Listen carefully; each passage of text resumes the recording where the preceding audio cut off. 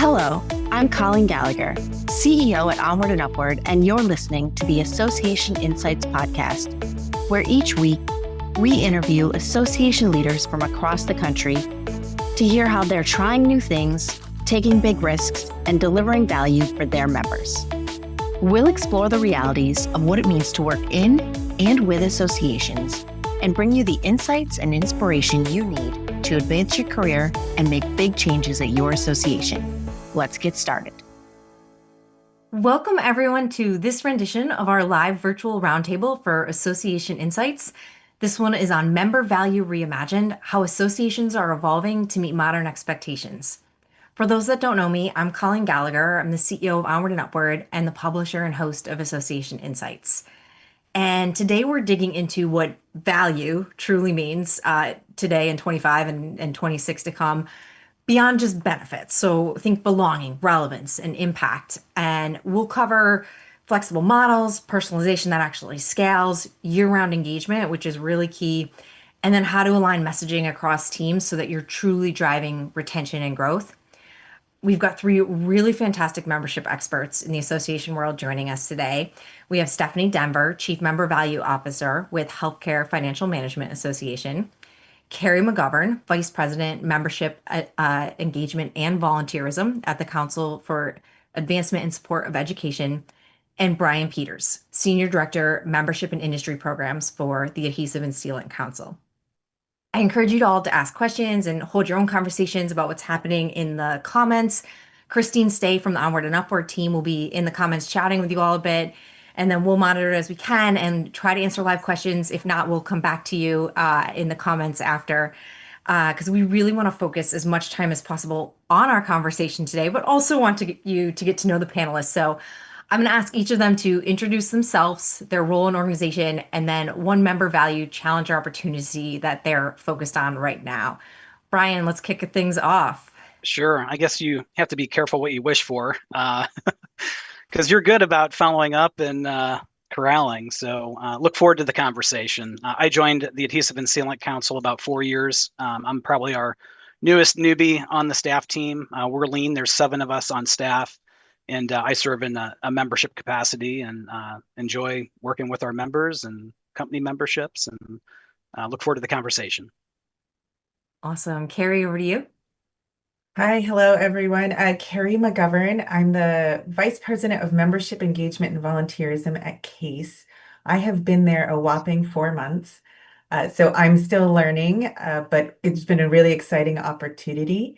CASE represents individuals that do fundraising or alumni relations in higher ed, schools, community colleges.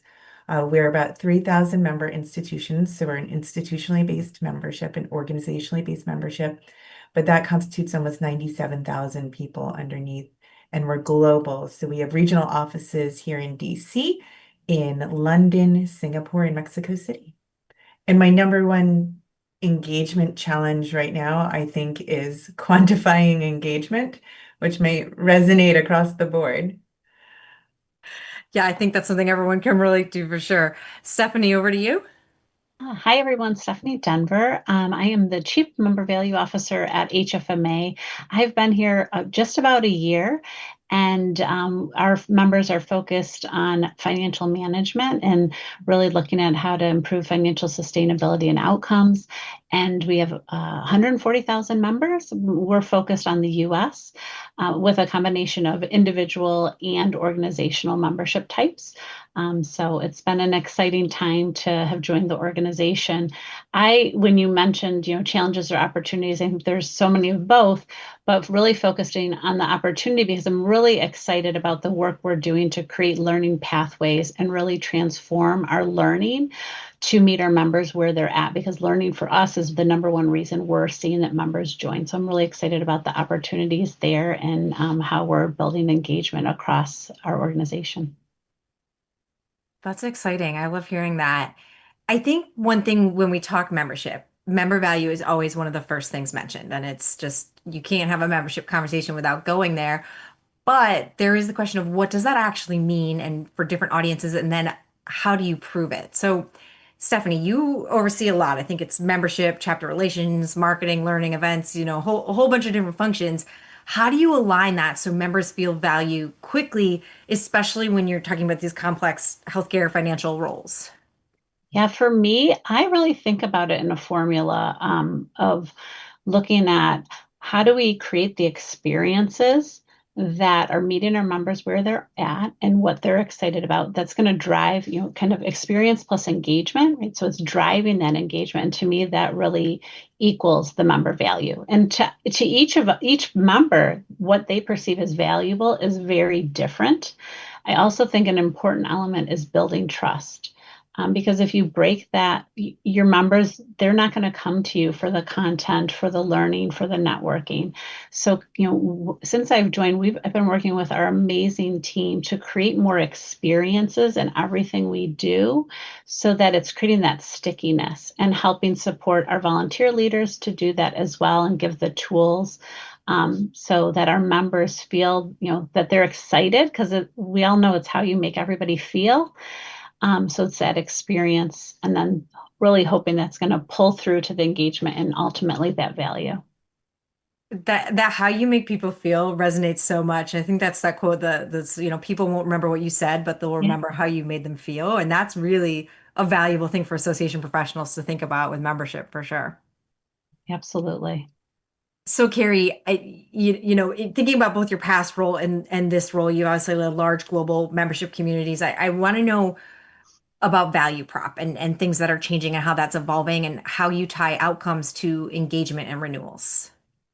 Yeah, I'm marinating in what Stephanie said. That was like really beautiful and experience and feeling, and I want to circle back, but I really liked that. Value prop is this ongoing conversation in every association that I've ever worked at. Is there one? Is there 10? What is it? Do we know what it is?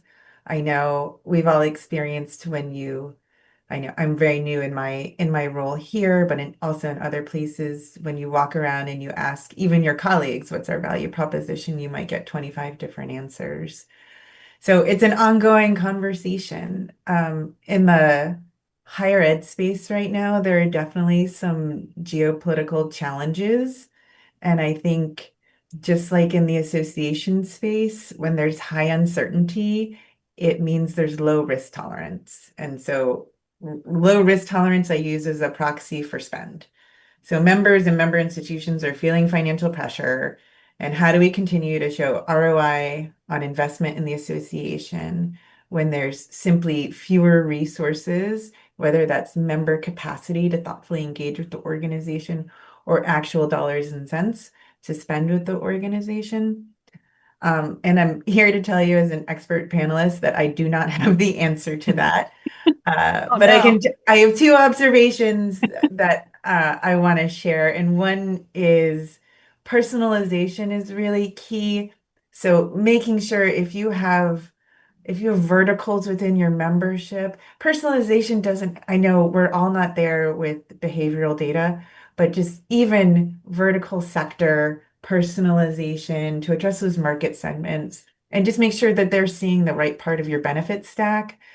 The other thing that was very effective at Case, which I cannot take credit for, is happening before I got here, is they did a risk assessment on their members and identified those that were medium to high risk that also had a significant financial uh, spend with the organization and went out and did personalized one-on-one presentations about how they're using their benefits, how they could be using their benefits and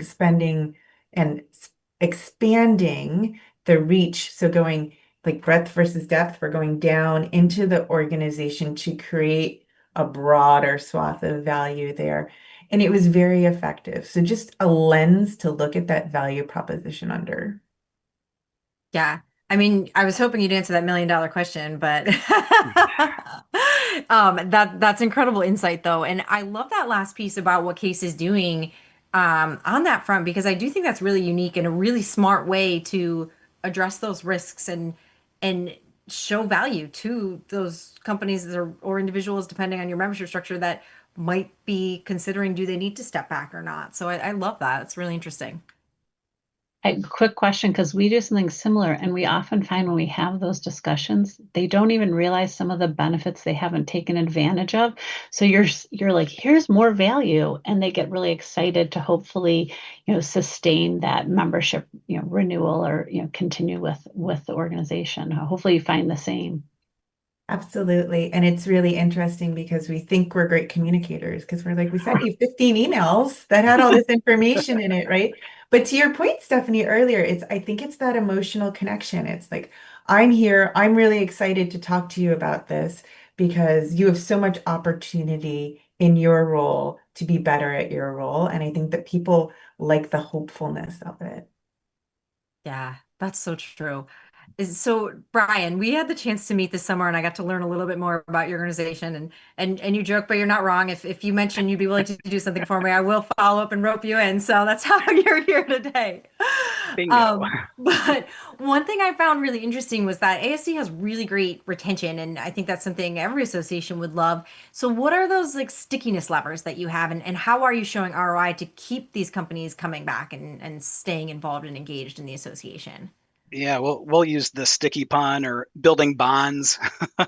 So I particularly like Stephanie's comment, but it's tough. It's hard to articulate or to show. So we started going down the scorecard path a couple of years ago. So we kind of built our own. It's still labor intensive. It's not just a click of a button, but we kind of put some thoughts on paper and teamed up with our marketing colleague to help generate it. But having something shareable that we can, when we're in a member visit, if we're going to see them physically, if they're going to our events, it's a little homework that we can do. It takes time, but so we started going down the scorecarding path a couple of years ago.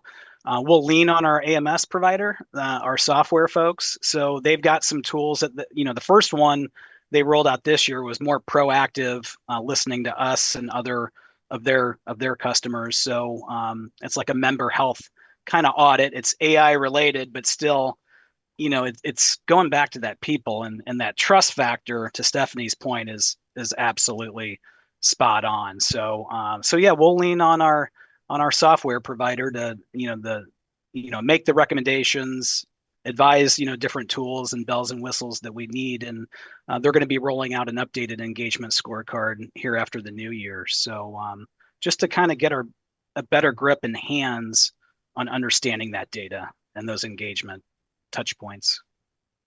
Yeah, I think what stands out for me is that you're combining data technology, but not losing the trust and the touch points. Yeah. And that's kind of where it's at to succeed in membership.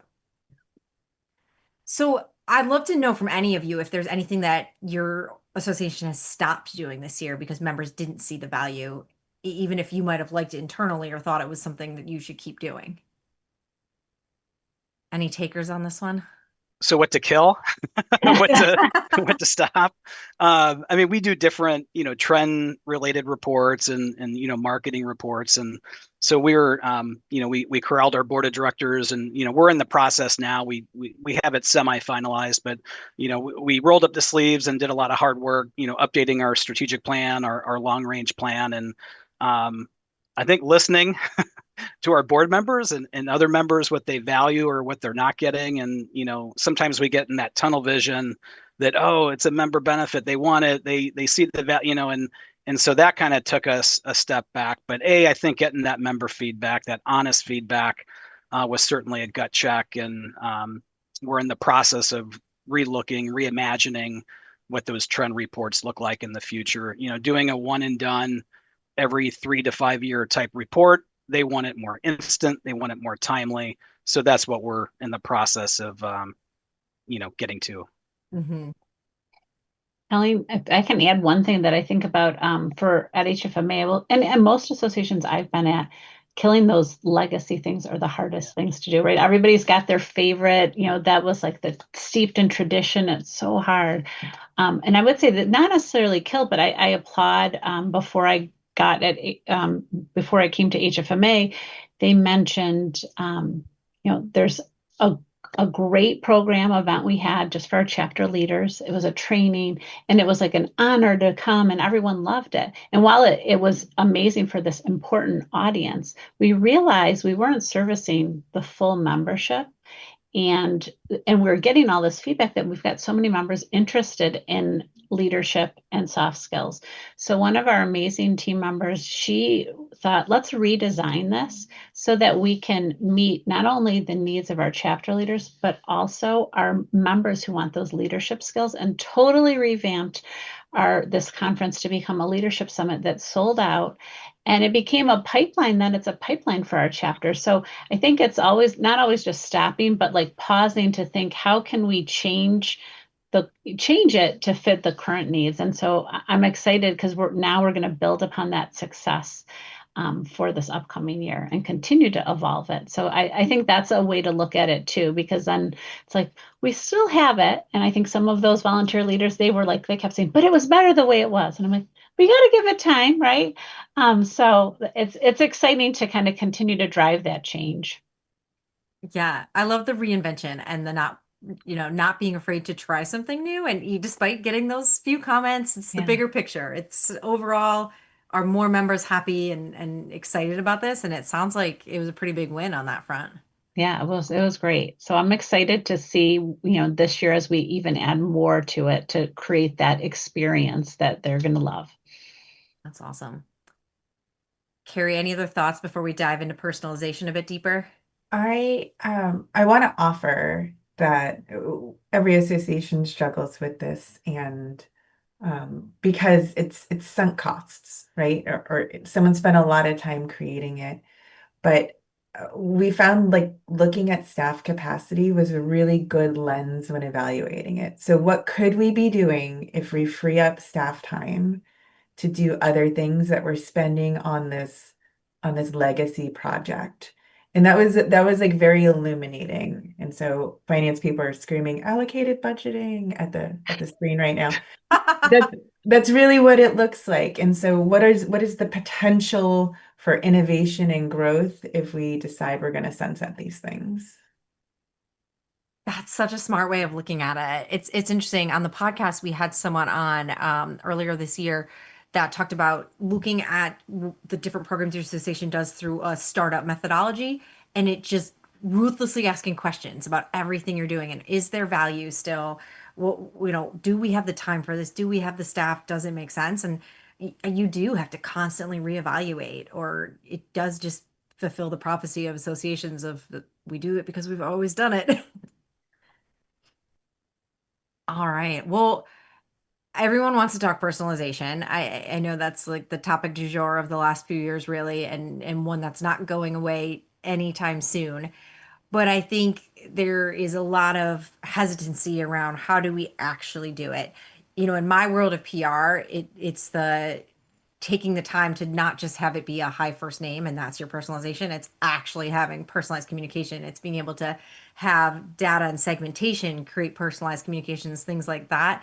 So I want to really get into how you all are using data, using segments to create personalized experiences. And especially if that can be done without increasing headcount and adding way more workload to association staff, especially small associations, that can be really difficult.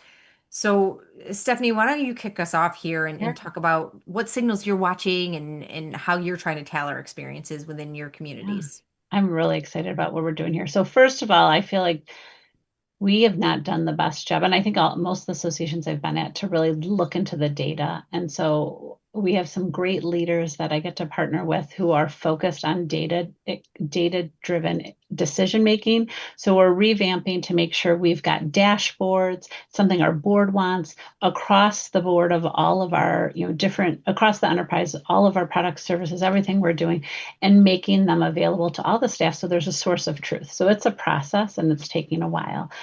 But looking at personalization, when I think about it, we're also looking at how we can, just as you said, eliminate some of the staff burden. And I'm so excited because we are partnering with this amazing new startup called Rally Board, and we're one of the pilot organizations where we're creating cohorts based on like peer segment groups. So right now we're piloting with our emerging leaders because it's a really important audience that we want to cater, different aspects of our volunteer leaders. And we're going to be rolling out to different communities.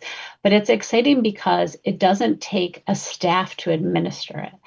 It's set up like as we're testing, but as we set it up, they become self-sufficient. The members in the group can pick a leader to facilitate. They can, through the different technology, they can add agenda items. They pick when they want to meet, and it does it automatically. Where the staff, their guide, they're checking in, but we don't have to have one staff person setting up all of these different cohorts. Wow. And we can so easily scale. So I'm so excited about where we're going with it, because it's a way for us to create like sustainable experiences and meaningful networking relationships within our association for people to meet across the country and find like-minded reasons to connect. And I know for me personally, I was a member of a women's organization that had cohorts, and that was the number one value to me, was my cohort, that we were together for 2 years and built really amazing relationships. So when this opportunity came and I met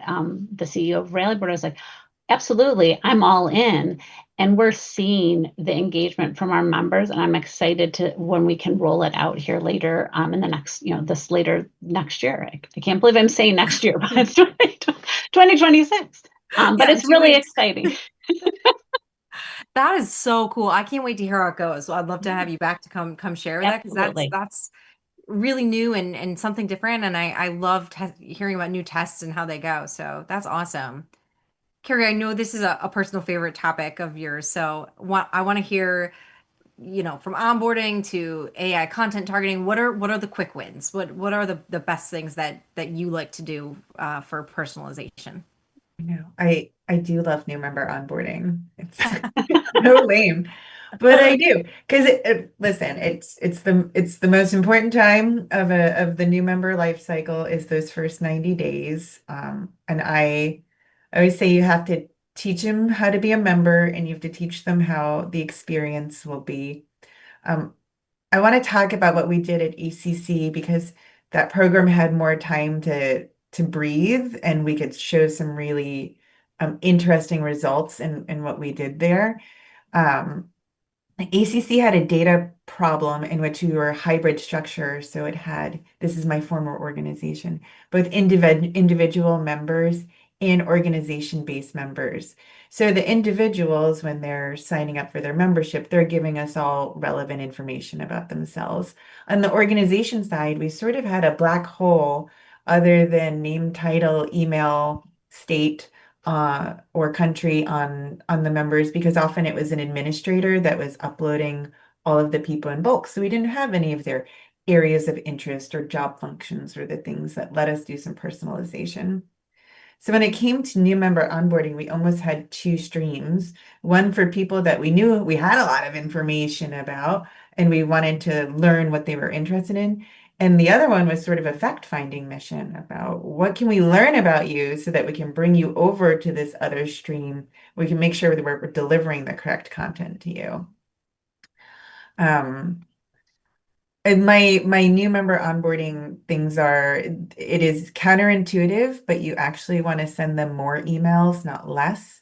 I'm sure we've all been in that, gotten a welcome letter from an association that's like 3 scrolls long, and it links to every single benefit that you have in the entire association. It's just not digestible. It's not how people consume information anymore. So what we did is we started sending more free. I think our onboarding series got up to 10 emails in the first 90 days, but we also suppressed them from receiving the majority of the other emails that the association was spending outside of big announcements, but there were no sponsored e-blasts, no follow-up emails, no, let me tell you who the keynote speaker is in the regional conference. It was very curated because we wanted to make sure that they were taking a certain set of behaviors. And that behavioral piece was really important to seeing where we're being successful or not. So after 3 emails, if we pulled a report and saw that the people in this new member onboarding cohort have not logged into the website, then we know that they're at risk. So we can go and deliver another intervention, and that could be a phone call, that could be reaching out to the primary coordinator on the account, it could be having the chapter do outreach. It would depend on what that data was surfacing. So my advice there is you need to pick your inflection point. And it took us a while to get to the 3 emails. And there's a lot of career stage nuance in there, but that generally worked for us. If we did the intervention there, then we had a higher rate of first year retention. And you want to make the actions bite-sized. Have them do one thing, introduce one comment. Do not let your colleagues say something like, well, if you're talking to them about this webinar, why wouldn't you just put in an advertisement for the annual meeting underneath? I was like, because we're talking about webinars, because what can they do with the webinar? They can click on this button, they can register it for free right now. And that's the action that I want them to take. So again, increase the number of emails, but decrease the number of emails that people are seeing from the entire organization, and then find your inflection point.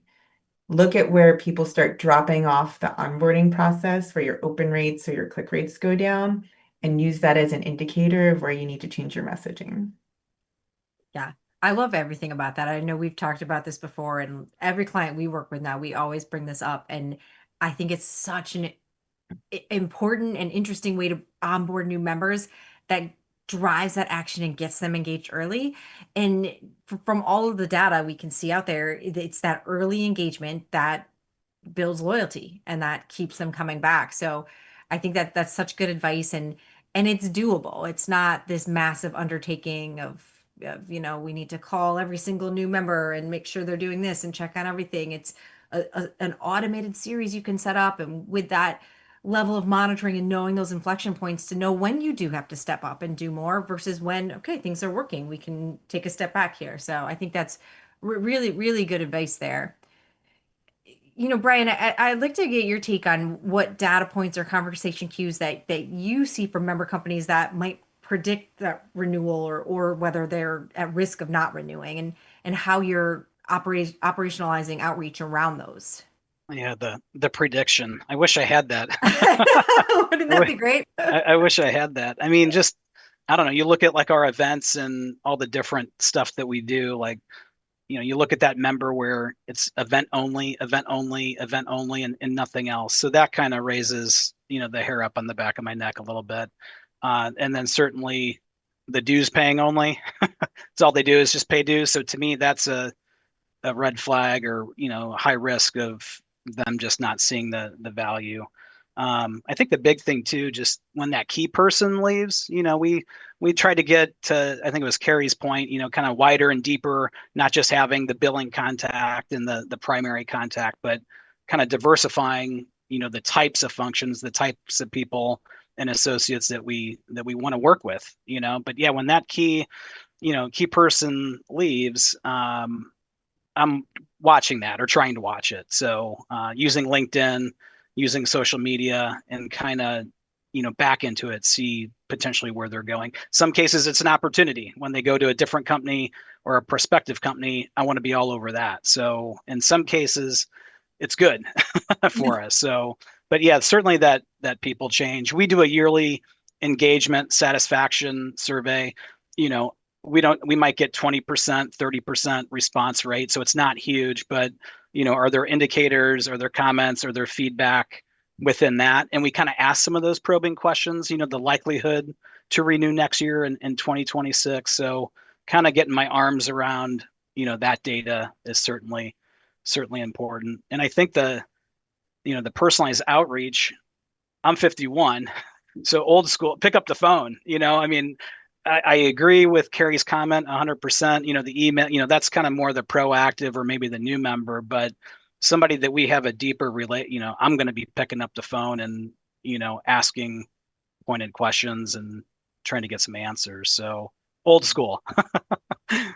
I love it. It's funny in the PR world, old school is new again. I mean, Yeah, yeah, yeah, reporters are so bombarded that with emails that if you call them, they're like, "Oh, good, a person. I can talk to yeah, someone," and excited. yeah. So Yeah, it's no, I mean, I looked at, the title of this, panel session and discussion. And, I really kind of was going back and, reimagine to me, and to your point a little bit, it's almost going back to the basics, to a degree, like what, not getting stuck in the past and history, but, where do we call time out, and like, what's the blocking and tackling that we need to do to kind of, move the ball. So, some of this is just, let's do what we do well, yeah, 100%.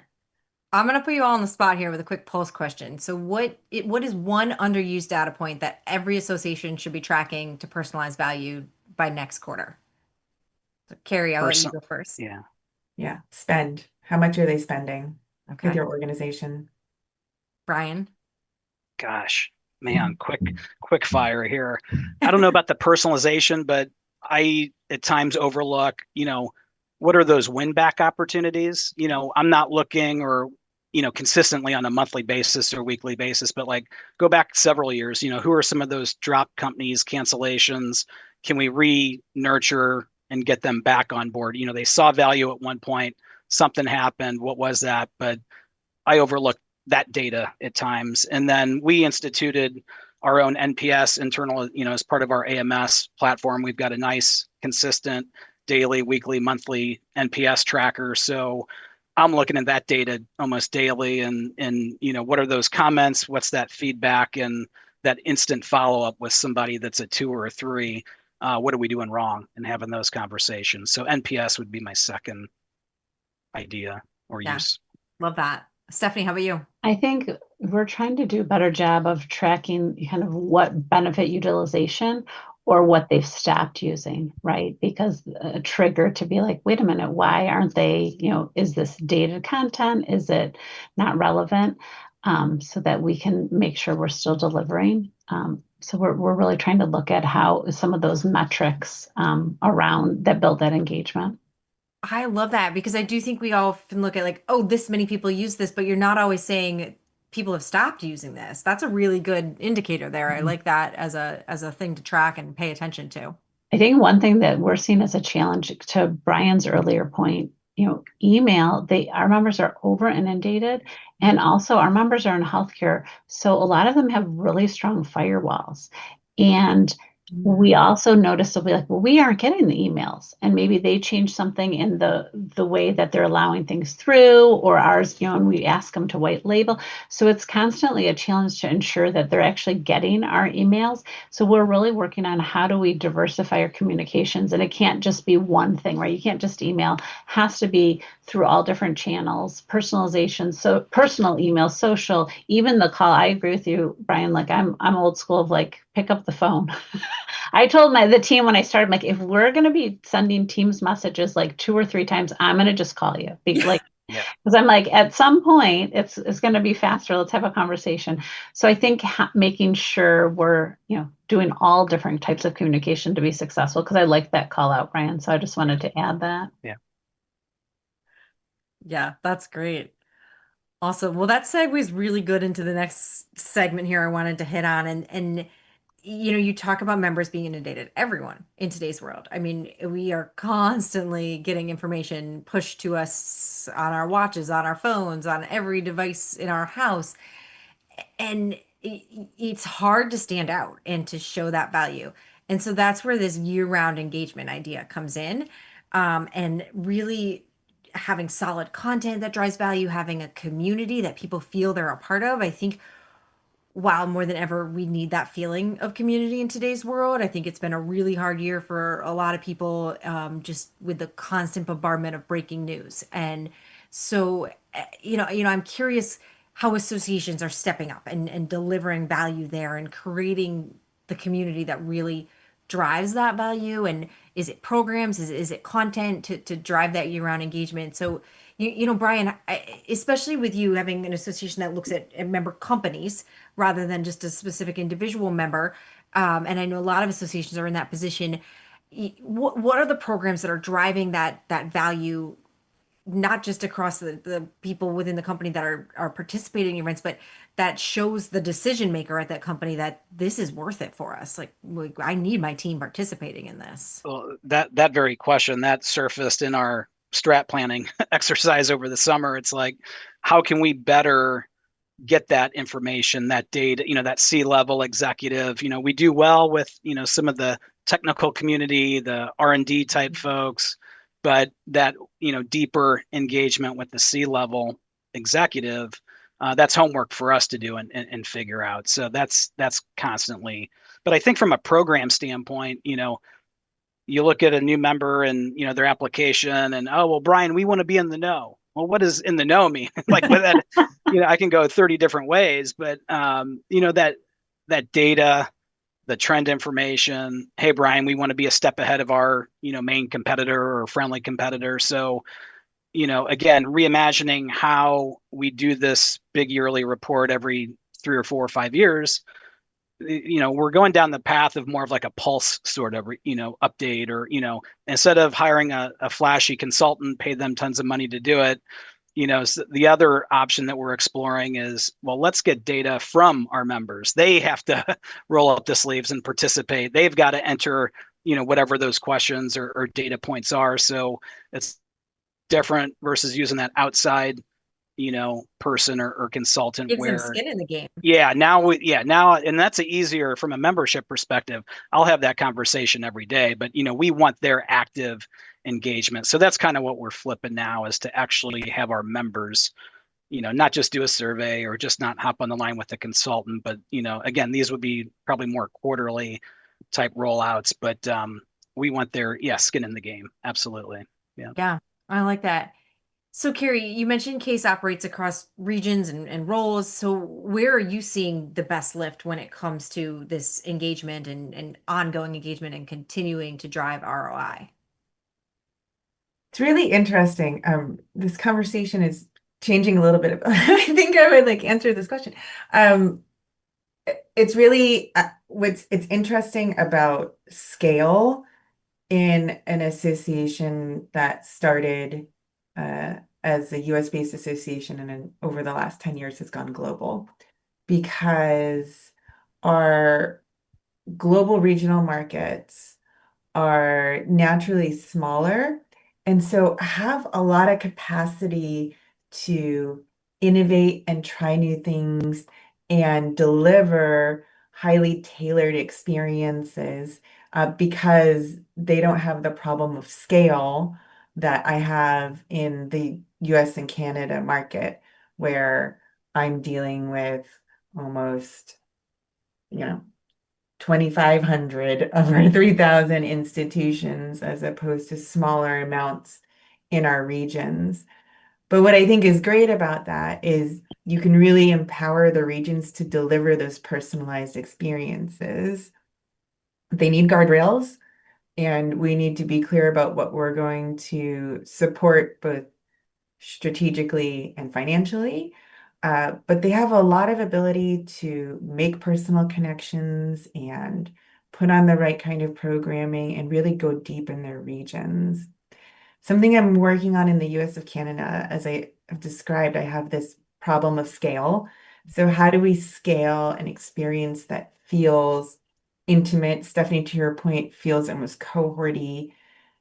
And what we're starting to do is leverage our volunteers in our different districts to do a little bit of that work for us. And I've been talking to the team about what that looks like, because I don't like volunteers in bill collector roles. Like, we're not just going to deploy a volunteer because someone hasn't paid their check. We want to establish those meaningful relationships, those emotional relationships that tie a peer-to-peer relationship to the organization, and not just, oh yeah, I get the newsletter type.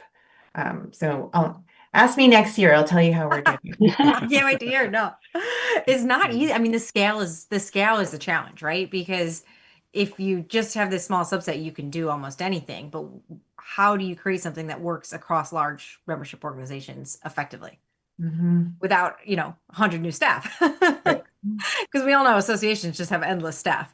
Yeah, spoiler alert, I was not given the budget for 100 new staff. And to me, that's just, yeah, it's kind of mind-boggling. It's, we're a staff of 6. We have 130 intimate member companies versus 140, 30,000 or 3,000 organizations. It's just, yeah, it's like, it's, yeah, that scale. Absolutely, Kerri. That's a good point. So, yeah. I echo what Kerri's saying because I think all of the associations I've worked for, the chapters are like the heart and soul. They're your extended staff, but they're really making that community in that local area. And at HFMA, it's amazing. We have it's set up with regions and then chapters under each region. And they're creating those special programs and the kind of that making people feel that like it's their family, and it's so they've welcomed me in, and it's so awesome to see when they get together and the programs are tailored to their needs. We're seeing a huge reaction. They've been building these women's programs, and it's a groundswell, and they're like selling out across the country and all working together to share ideas. So I think, from a program and content, what's working well, like we're seeing our chapters are driving amazing engagement and filling a gap we can't be in every local, area. That's not our role, but we're able to partner with them and provide support with content ideas and speakers. So it's a great partnership. Yeah, that's cool. I like that. I'm curious, when we talk about this engagement and you all have so many different ways you're tackling it. One thing we're seeing and hearing is that members expect to see visible leadership. It's not just the organization said this anymore. So it could be the executive director. It might be someone in a membership role like you all. It might be a researcher, or an economist, depending on the association. Sometimes it's a board member. But at the same time, we talked about this like inundation of data and information for everyone. So how are you all elevating that leadership, those leadership roles, and getting them in front of folks without just overwhelming the feed that everyone's getting? Stephanie, you want to tackle that one? Yeah, we do a couple things. So one thing we oftentimes will have a board member, like this year our board chair has been traveling to different chapters to speak. We have a whole process of requests to make sure, because he could get over inundated. The chapters can, right, if everybody's hearing, but that's a great way to get that board presence or other board members. Our CEO, she recognizes the value of our amazing members, and she is front and center and present with them, attending events when it makes sense. And then in the messaging, we've been trying to focus on cascading messaging so that it's intentional. And when we have something big, we start with maybe the main, a different committee, like the board, then the committees, the councils, down to them. So they feel that they're part of whatever that communication is, and that they're hearing it first, because then hopefully there's a little more buy-in, but then they're hopefully also reinforcing that message. So, I think like a combination of how we're communicating and then being intentional about putting people out on the road. Like myself, I've been going to more chapter events and other staff, but we don't like just send everybody can go. We're really intentional about who's going to what meeting and trying to balance it. So they're also getting diverse perspectives from the society. And I think it might have been Kerri, just, making sure that, they see us as partners as well, and that we're out there. Somebody had mentioned something to that. So, we're really trying a couple different things, but also not having them just go directly to the board, because the board gets overwhelmed with that. And as well as, we don't want to open those floodgates, I guess. Yeah, that's fair. I like that you said intentional though, because I think in anything we do in this world, you have to be intentional to have it have any kind of impact. So that resonates a lot. Kerri, any thoughts on this one? You turned on the governance part of my brain, Stephanie, where I like volunteer governance is such an important part of this conversation, because again, in a situation where I need to scale a case evangelist beyond our staff, because we're going to send our CEO to high-level events and events where we're partnering with other organizations. She can't be everywhere, and nor is it appropriate for her to be Right. everywhere or for her voice to be everywhere. So how are we training and empowering our volunteers to be able to communicate the value message appropriately? And I think that comes back, that boomerangs immediately back to us in do we have training protocols? Are we identifying the right volunteers who can do this elegantly on our behalf? And then how are we making sure we have a pipeline of volunteers behind them that can step into that role easily as people transition in and out of the organization? Yeah, that pipeline of volunteers, that's the key. Awesome. Brian, what do you think?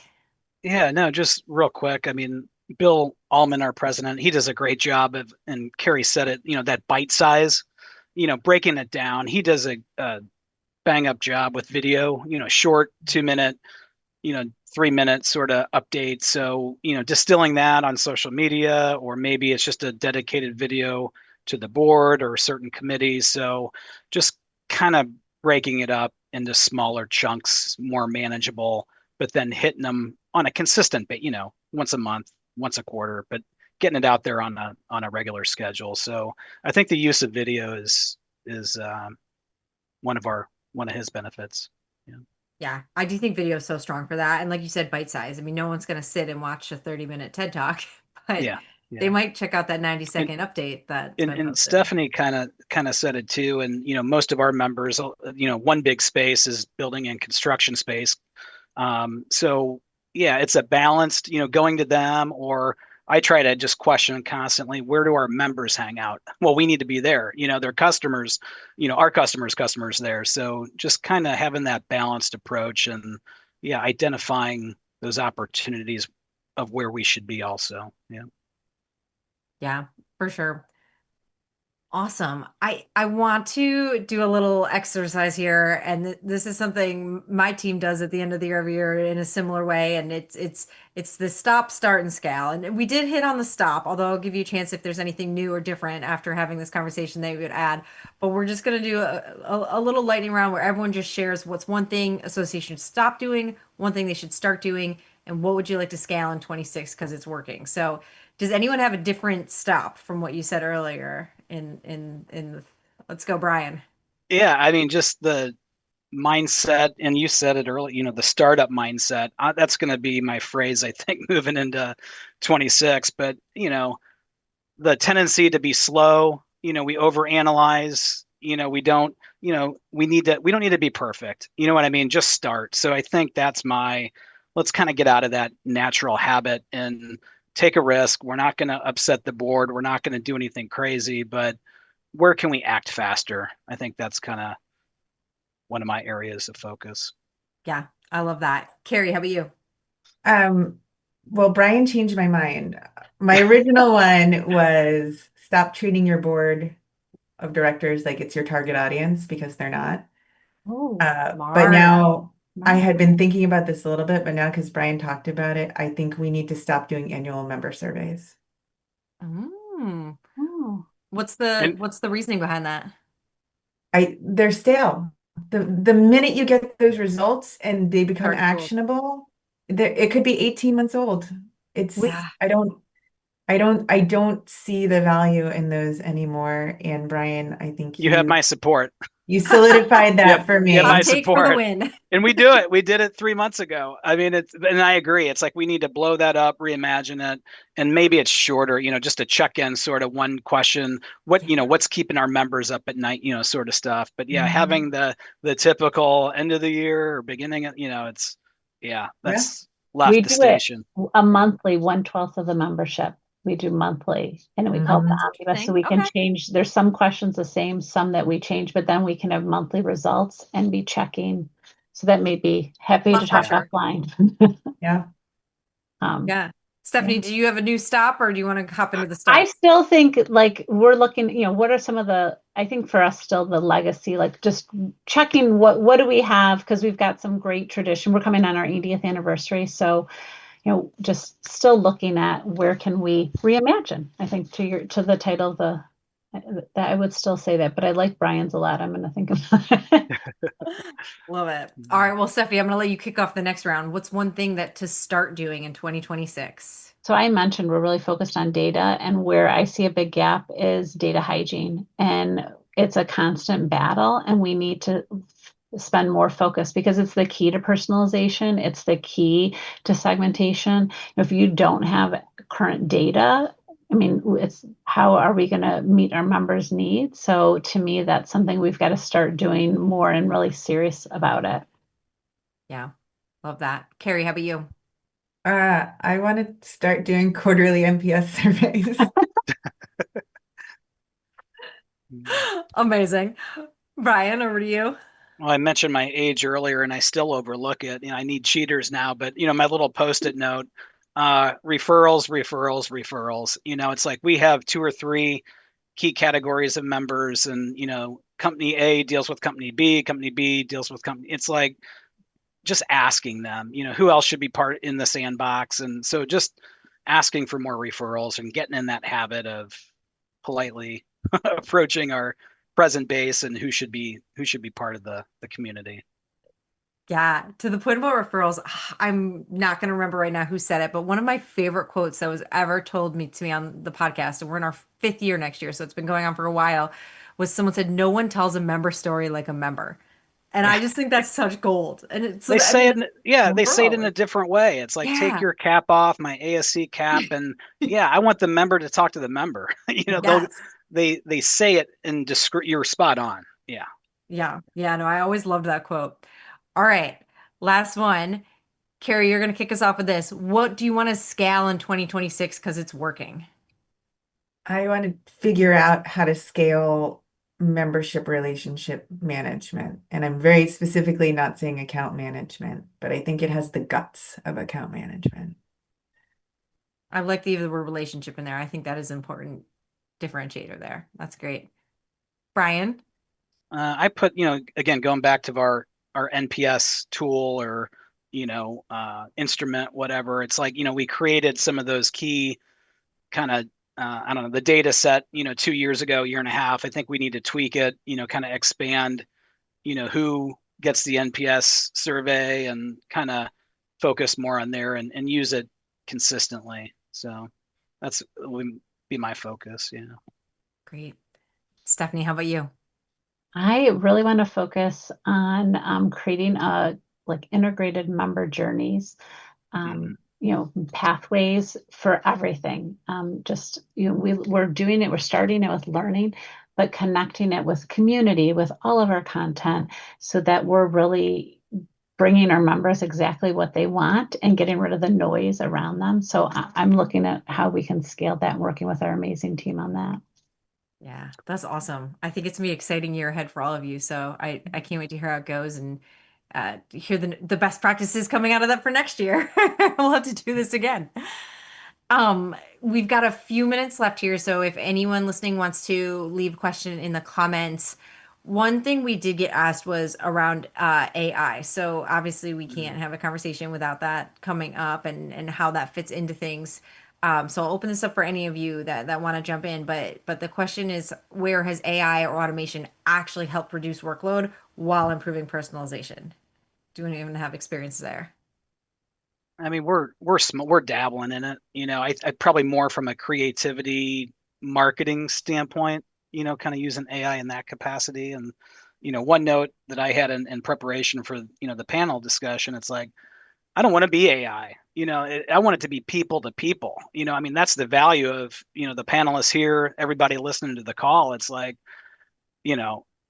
where is that personalization? Where is that human to human? And I think that's our benefit. That's our value that we bring individually, our functions, our roles. And it's like, so I don't know. I mean, we're at the early stages of exploring AI and using different tools. But again, going back to our software AMS providers, they're doing it. They're already, steps ahead of us. So hopefully the new tools that will be coming out, again, it's a gauge. I wouldn't trust it 100%, but it's another data point that we can look at and use as a tool, but still go back to that gut level. is important.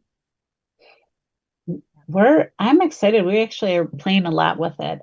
So we're more so not to replace people, but to create efficiency. So one thing, on our team, it's like we're encouraging people to try things, but one of our head of client services, she kind of took all of the feedback related to our customer care team.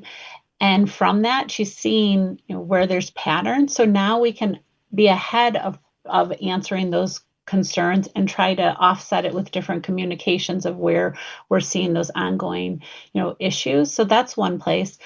We brought in this amazing new learning experience director, and he's using AI for a lot of the development. He's found an 80% reduction in time to create content. It's amazing. Like, there's no way we would, he's like, if we would have created some of these courses, it would take months and weeks. And now we can sometimes do it in 90 minutes, right? Like a bite-sized learning. So that's pretty incredible. So we're able to create scale and more offerings to our members.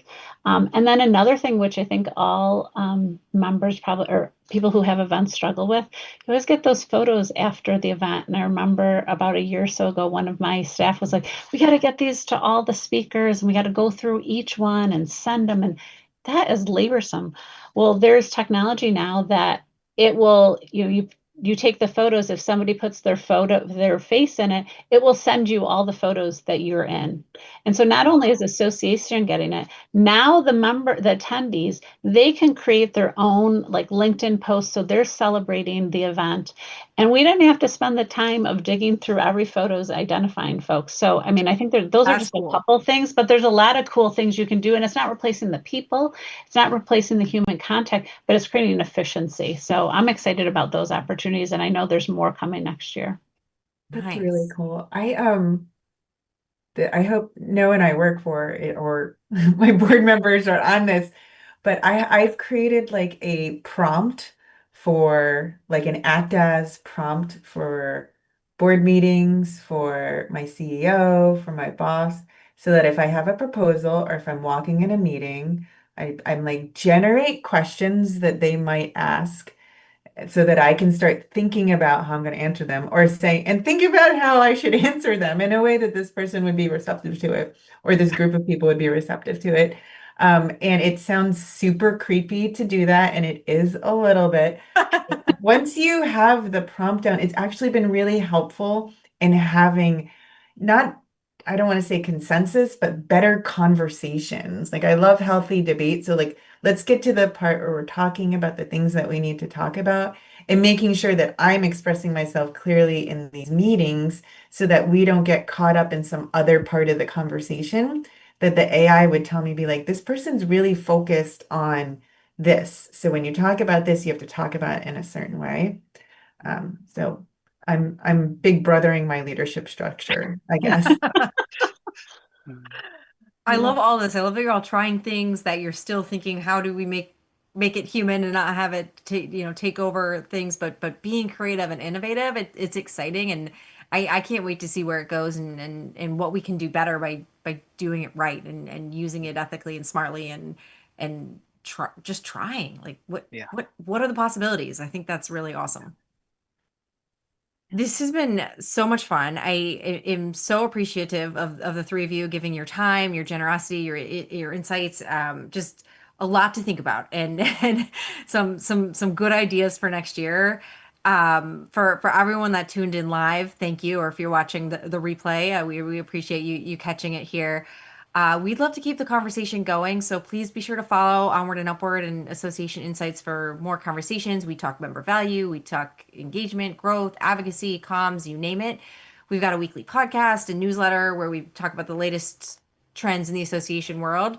And please don't forget to connect with our panelists on LinkedIn. We've dropped all of their handles in the comments here, so reach out to them. I'm sure I'm volunteering them all right now. I'm sure they'd be happy to chat and connect with you all. But I genuinely appreciate everyone, and Kerri, Brian, Stephanie, thank you so much for your time, and thanks everyone for tuning in. Thanks everybody. That's a wrap for today's episode. The Association Insights podcast, previously known as the Association 100 podcast, is a production of OnWrd and UpWrd Marketing and Communications. where our mission is to make associations and nonprofits the go-to source in their industries through earned media and thought leadership. This podcast is an extension of our newsletter, a bi-monthly collection of best practices, top trends, helpful ideas, and smart strategies delivered straight to your inbox. Have you undertaken a big change at your association? Or do you have some words and wisdom from the trenches of association life? We want to hear from you, and so do our listeners. Drop us a note at info@onwardupwrd.com. That's info@onwrdupwrd.com. Be sure to subscribe, give us a 5-star review, and share with your friends and colleagues. We're available anywhere podcasts are found. Come back next week for more association insights and inspiration. Thanks for tuning in.